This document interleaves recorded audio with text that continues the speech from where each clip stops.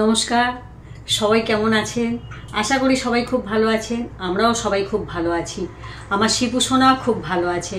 প্রচণ্ড গরম পড়েছে, তো এই গরমের জন্য আমি অভিনব একটা আদর্শ ঠান্ডা মাছের ঝোল দেখাবো।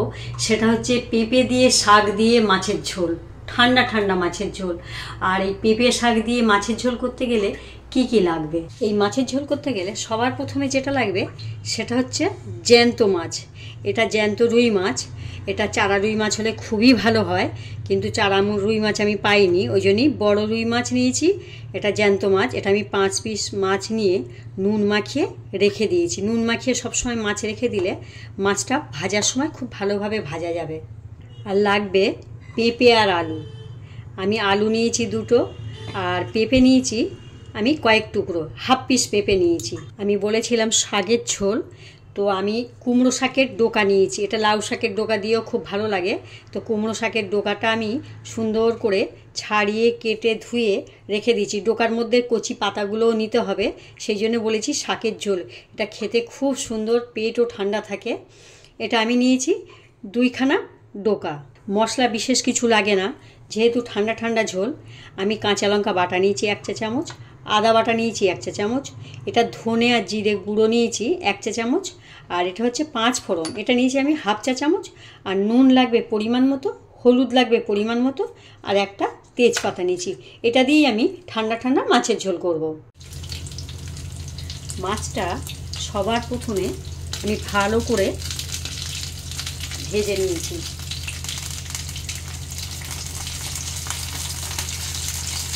এপিট ওপিট উল্টিয়ে মাছটাকে আমি ভালো করে ভেজে নিয়েছি। আমি এবার ফ্রাই প্যানটা এখান থেকে সরিয়ে কড়াই বসাবো। মাছটা আমার ভাজা হয়ে গেছে, আমি এবার কড়াই বসিয়ে দেবো। এবার আমি মাছের ঝোলটা করবো। আমি এবার কড়াই 1 পলা তেল দেবো, বেশি দেবো না, কেন মাছ ভাজার তেলটা আছে, ওই জন্য অল্প করে। কেন গরমে একটু তেল কম খাওয়াই ভালো। পাতলা পাতলা শাকের ঝোল খাবো, ওই জন্য তেলটা একটু কম করে দিলাম। সামান্য একটু হলুদ দিয়ে দিলাম, দিয়ে আলুগুলো দিয়ে দিলাম। হলুদ দিয়ে আলু দিলে সবজির কালারটা বেশ সুন্দর হয়।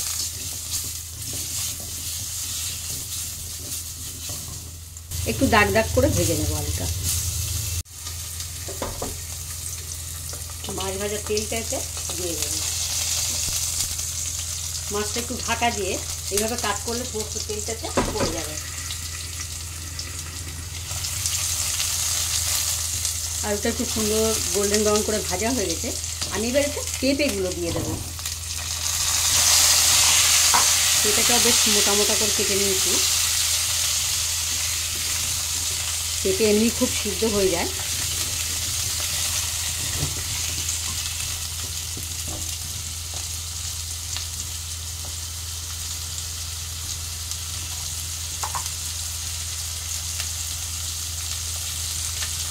আমি এটা 1 মিনিট ধরে ভেজে নেব। আমি আলুটা পেঁপেটা 1 মিনিট ধরে ভেজে নিয়েছি। আমি এবার এতে কাঁচা লঙ্কা বাটাটা দিয়ে দেবো, আদা বাটাটা দিয়ে দেবো,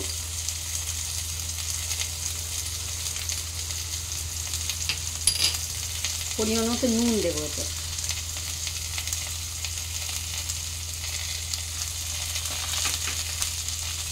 হলুদ দেব,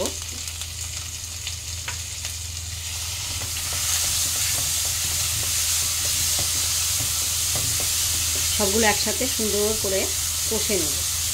এই সময় গ্যাসের ফ্লেমটা লো থাকবে, যেহেতু মশলা দিয়েছি একটু গ্যাসের ফ্লেমটা লো থাকবে, নাহলে পুড়ে যাওয়ার ভয় আছে।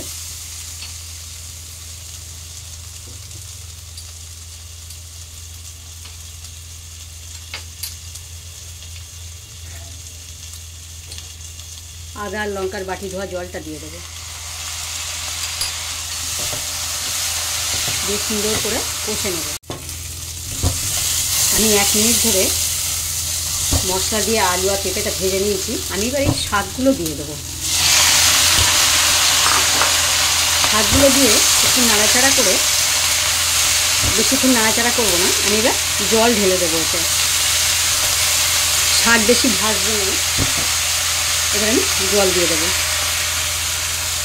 আমি গরম জল করে নিয়েছিলাম। শাকের ঝোল একটু পাতলা পাতলা ঝোল হবে।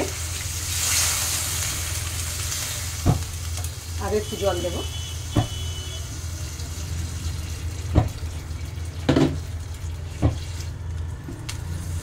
জল দিয়ে দিলাম।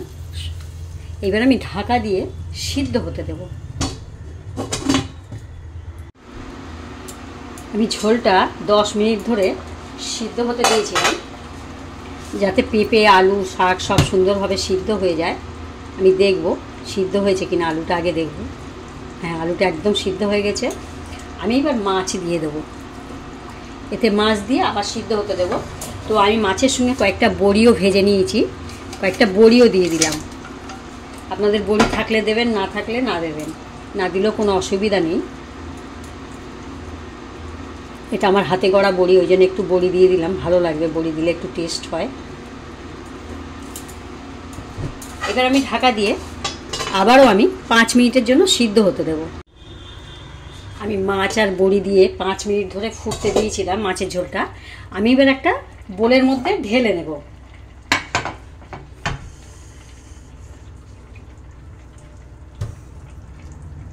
একটা বোলের মধ্যে ঢেলে নেব মাছের ঝোলটা ঢেলে নিয়ে ফোড়ন দেব। তরকারিটা আমি একটা বোলের মধ্যে ঢেলে নিয়েছি। এবার আমি 5 ফোড়ন দিয়ে সাঁতাল দেব। তো তার আগে একটু দরকারি কথা বলি, আমি সবাইকে একটু শেখাতে চাই যে তরকারিটা অনেকে একদম ঢেলে নিয়ে সেই কড়াইতেই ফোড়ন দেয়, কিন্তু সেই কড়াইতে ফোড়ন দিলে তরকারির একটা আলাদা গন্ধ আসে। কেন, যে তরকারির এটা ঝোলটা লেগে থাকে সেটা পুড়ে গিয়ে একটা গন্ধ বার হয়। সেই গন্ধটা যাতে না হয় কড়াইটা ধুয়ে নিতে হবে, প্লাস একটা সবসময় কড়াই মোছার জন্য একটা কাপড় নিতে হবে। এইভাবে সুন্দর করে মুছে নিতে হবে। মুছে নিলে কি হয়, তরকারিটা ফোড়ন দিলে একটা সুন্দর গন্ধ বার হয়। এইভাবে ফোড়ন দিতে হয়। এবার আমি কড়াই তেল দেব। এবার আমি 1 পলা তেল দেবো, বেশি তেল দেবো না, কেন এই গরমে বেশি তেল খাওয়া উচিত নয়, যেহেতু ঠান্ডা ঠান্ডা ঝোল খাবো। আমি এবার 5 ফোড়নটাতে দিয়ে দেবো। একটা তেজপাতা নিয়েছিলাম, এই তেজপাতাটাও এতে দিয়ে দেবো।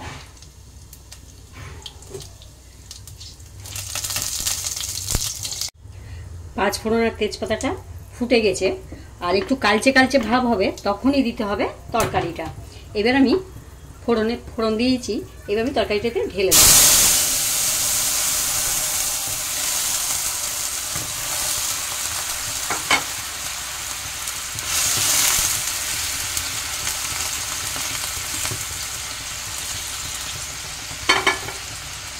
এবার আমি জিরে গুঁড়োটা দিয়ে দেবো।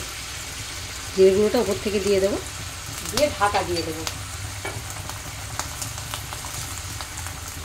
ঢাকা দিয়ে 2 মিনিট ফুটতে দেব। আমি ফোড়ন দিয়ে 2 মিনিটের জন্য ঢাকা দিয়েছিলাম। তরকারিটা 2 মিনিট ফুটে গেছে। আমি এবার গ্যাসটা অফ করে দিয়ে একটা বোলের মধ্যে ঢেলে নেব। তরকারিটা একটু পাতলা পাতলা ঝোল থাকবে, খেতে অপূর্ব লাগে শাকের ঝোল। হয়ে গেছে আমার জ্যান্ত মাছ দিয়ে শাক পেঁপে দিয়ে পাতলা পাতলা ঠান্ডা ঠান্ডা শাকের ঝোল। এই গরমে সত্যি একটা অভিনব মাছের ঝোল। আপনারা বানাবেন, সত্যি খুব ভালো লাগবে। আমি যেভাবে বানিয়েছি আপনারা ঠিক সেইভাবে বানাবেন। বানিয়ে কেমন হয়েছে আমাকে জানাবেন। এই রেসিপিটা দেখে আপনার বন্ধুবান্ধব, আপনার রিলেটিভদের সাথে শেয়ার করবেন। রেসিপিটা দেখে আমাকে সাবস্ক্রাইব করবেন, প্লাস বেল আইকনে ক্লিক করবেন। তাহলে আমি আরও নিত্য নতুন রেসিপি আপনাদেরকে উপহার দেবো। আর এই রেসিপিটা দেখার জন্য আপনাদেরকে ধন্যবাদ।